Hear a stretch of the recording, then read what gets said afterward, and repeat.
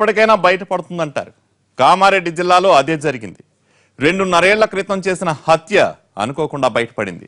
చంపేసి ఇంట్లోనే పూర్తి చేసిన కిల్లర్లు ఇప్పుడు కటకటాల పాలయ్యారు. అసలేంటి మర్డర్ మిస్టరీ? చనిపోయింది ఎవరు? చంపింది ఎవరు?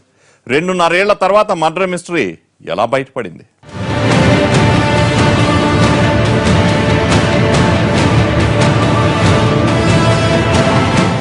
2.5 ఏళ్ల క్రితం జరిగిన హత్య ఇప్పుడు బయటపడటం కామారెడ్డి జిల్లాలో సంచలనంగా మారింది.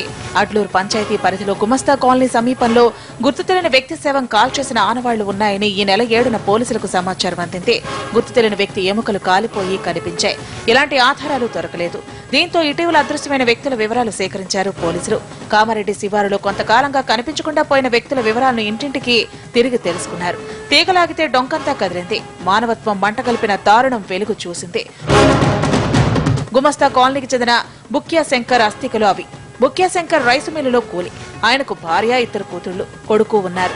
శంకర్ మద్యం తాగి వచ్చి ఇంట్లో గొడవ పడేవాడు. భార్య పిల్లల్ని హింసించేవాడు. శంకర్ వేధింపులు భరించలేని కుటుంబ సభ్యులు అతన్ని చంపాలని స్కెచ్ చేశారు. 2014 మార్చిలో మద్యం మత్తులో ఉన్న శంకర్ ను ఆయన భార్య గంగవ్వ, అల్లుడు కిషన్, కొడుకు అర్జున్ కలిసి హత్య చేశారు. ఇంటి ఆవరణలో గొంతు తీసి శవాన్ని పాతిపెట్టారు. బతుకు తెరువు కోసం Shankar Dubai వెళ్లాడని నమ్మించారు.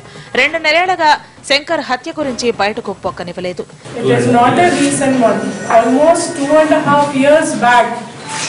They have committed an offence. వాళ్ళ ఫ్యామిలీ గొడవలు and due to intoxication of all the persons involved, అందరూ ఇంటాక్సికేటెడ్ స్టేజ్ లో ఉన్నారు. చేసిన పాపం ఎప్పటికైనా పండుతుందంటారు. చివరకు అదే జరిగింది. ఈ నెల మొదటి వారంలో ఇంటిని రిపేర్ చేస్తుండగా శంకర్ అస్థికలు బయటపడ్డాయి. దీంతో కంగారు పడ్డ కుటుంబ సభ్యులు వాటిని తీసుకెళ్లి కాలనీలోని ఖాళీ ప్రదేశంలో కాల్చేశారు. శవం కాల్చిన ఆనవాళ్లు ఉండటంతో స్థానికులు పోలీసులకు సమాచారం ఇచ్చారు. రంగంలోకి దిగిన పోలీసులు కొంతకాలంగా కనిపించకుండా పోయిన వ్యక్తుల వివరాలు సేకరించారు. బుక్యా శంకర్ 2.5 ఏళ్లుగా కనిపించడం లేదని, ఉపాధి కోసం దుబాయ్ వెళ్లాడని అతని కుటుంబ సభ్యులు చెబుతున్నారని పోలీసులకు సమాచారం ఇచ్చారు స్థానికులు.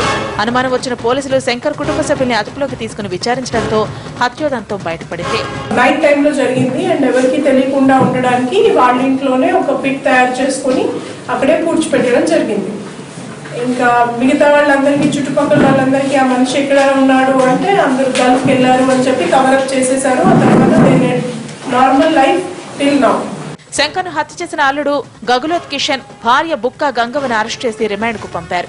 శంకర్ కొడుకు అర్జున్ పరారీలో ఉన్నాడు. 2.5 ఏళ్ల క్రితం ఇంటి పెద్దను చంపేసి గుట్టుగా శవాన్ని పూడ్చి చేసిన కుటుంబ సభ్యులు ఇక ఎప్పటికీ దొరకవని ఇన్నాళ్లు అనుకున్నారు. కానీ పాపం పండి దొరికిపోయారు.